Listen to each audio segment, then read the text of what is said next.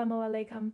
If God doesn't exist, then right and wrong are not discovered, they're invented. Think about that. Someone commented under my video, I don't deny God, I just don't have faith. I believe what I can see. Religious books contradict themselves. Where's the proof?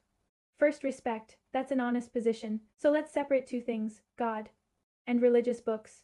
Even if every religious text were flawed, that doesn't automatically mean God doesn't exist. It only means humans misunderstood him. Let's step away from scripture for a moment. Let's talk about reality itself. You say you believe what you see, but do we really live that way? You don't see gravity, you see objects fall. You don't see time, you observe change. You don't see consciousness, yet you are experiencing it right now. We believe in invisible things when their effects are real. So the real question isn't, can I see God? The real question is, does reality require an explanation beyond itself? The universe had a beginning. That's not ancient myth, that's modern cosmology. Whatever begins to exist has an explanation. The universe cannot explain itself because before it existed, there was no it to do the explaining. So what explains space, time, matter, and energy? Whatever that explanation is, it cannot be physical because physics began with the universe. This isn't a Bible argument, it's a metaphysical one. Now, consciousness, matter has mass, charge, and occupies space, but your awareness, your sense of I, that's not something you can weigh or measure directly. Science can map brain activity, but describing correlations is not the same as explaining why subjective experience exists at all. Why is there something it is like to be you?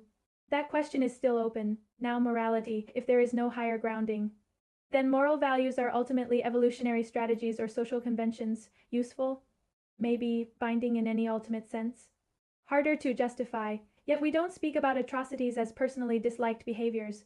We call them wrong, not inconvenient, not unfashionable, wrong, that suggests something beyond preference, something objective. Does this prove a specific religion?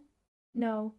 But it challenges the confidence of saying, there is no God. Denying God isn't a neutral scientific conclusion. It's a philosophical position just like belief is. Maybe the honest place to stand isn't, there is no God. Maybe it's, if reality has an ultimate explanation. What is it?